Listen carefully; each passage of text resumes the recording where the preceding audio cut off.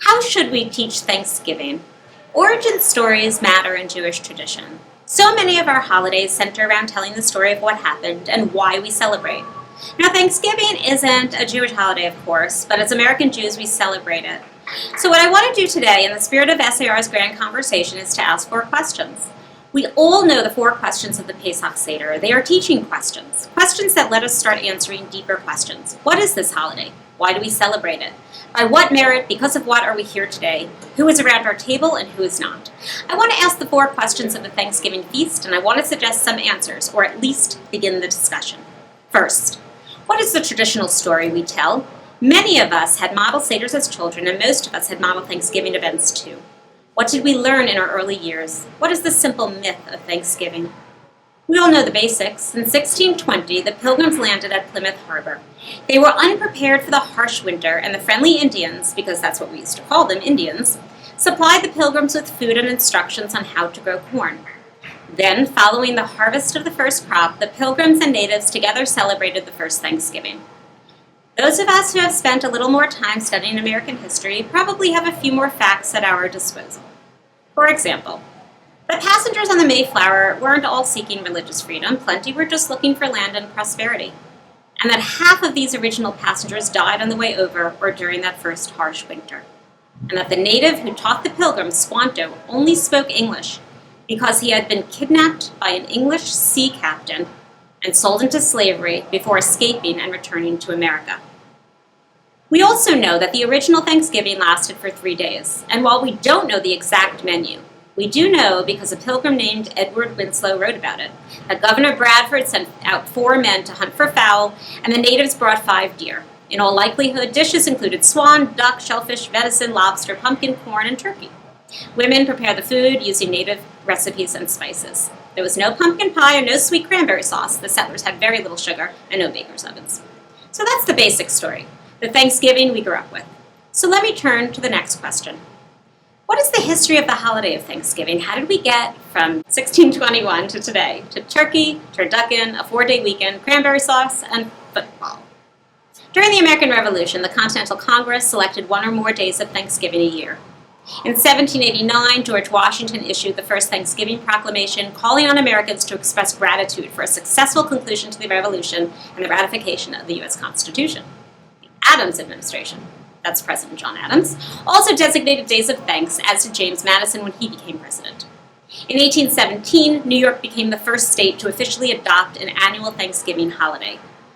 Other New England states followed, but these celebrations happened on different days. In 1827, writer Sarah Josepha Hale launched a campaign to establish Thanksgiving as a national holiday. For 36 years, she published editorials and sent letters to governors, senators, presidents, and other politicians. And finally, in 1863, at the height of the Civil War, Abraham Lincoln issued a proclamation asking Americans to ask God to heal the wounds of the nation. He scheduled Thanksgiving for the final Thursday in November, and it was celebrated on that day every year until 1939, when FDR moved the holiday up a week to spur retail sales during the Great Depression. This was opposed by many, and it was mocked as Franksgiving. And in 1941, FDR signed a bill making Thanksgiving the 4th Thursday in November, and that's how we get to our modern holiday. So let's now turn to the 3rd question. Who is not here? Whose deaths by plague, by the sword, or at the hand of God are also part of the Thanksgiving story? Now we return to the Native Americans. The group least recognized as we sit with our families, recognize the miracle of survival, and share what we are personally thankful for. What about those natives in 1621? This is the story we don't often tell, the story of the tragic results of European settlement in America. 90% of native inhabitants killed by plagues, by smallpox and other illnesses brought by European settlers. The Pilgrims themselves wrote of finding Indian villages in ruin, thousands of bodies lying on the ground unburied. No tribe members had survived to bury them. In fact, John Winthrop, governor of Massachusetts Bay Colony, saw the death of the natives as divine intervention, God's plan to clear a way for the Puritans. We don't speak of that around the Thanksgiving table. And we don't speak of the endless decades of war and betrayal of Native Americans driven off their lands, forced out of their traditional way of life, coerced onto reservations. The domestication and destruction of a continent-wide, vibrant and diverse set of families and communities. The story of Thanksgiving as a model of European settlement in the Americas often omits these other stories.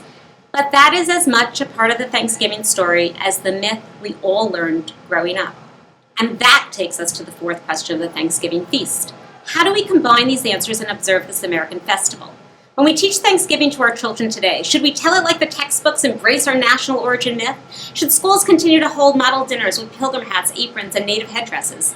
Let me offer a few thoughts. First, let us recognize that Thanksgiving is a holiday both old and new. It has roots as a harvest festival as old as Sukkot. Second, let us continue to celebrate the pilgrims who were courageous in their travels to a distant land, who suffer from diseases and maladies in the first years of their settling, with half dying even in the first year, who got along reasonably well with the natives and who were unaware of the diseases they carried. They were no Egyptians, and we shouldn't typecast them as villains. Third, let us affirm the principle that the anecdote to feel-good history is not feel-bad history, but honest and inclusive history. It is our responsibility to recount the whole truth. We can keep eating our turkey and cranberry sauce and watching our football games, but we should spend some time giving credence to the complete history. Squanto and the Wampanoags and other natives should not be marginalized but celebrated, and maybe, just as we spill out a few drops of wine from our full cups at the Seder, we should stop. Perhaps pause before we take one more piece of turkey or pie, and remember that the Pilgrims' success and the beginnings of America came at a stark cost to the native population. Thanksgiving is rooted in both European and Native American cultures, and the holiday we celebrate is one of cooperation as well as gratitude.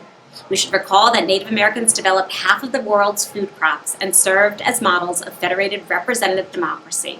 And there were other contributions as well, such as their remedy for fever, quinine, that served as the only good treatment for malaria until the 1920s. So this year, as we come to the Thanksgiving table, let's remember not just the origin story we learned as children, and not just the more complicated history we learned as adults. Let's remember the same truth we recite on Pesach. In every generation, let each of us see ourselves as celebrating the first Thanksgiving, and let us ask ourselves, what can I teach to others? What can I learn from others? What can we share? And how can we celebrate together? In that spirit, we could all celebrate Thanksgiving this year and for many years to come.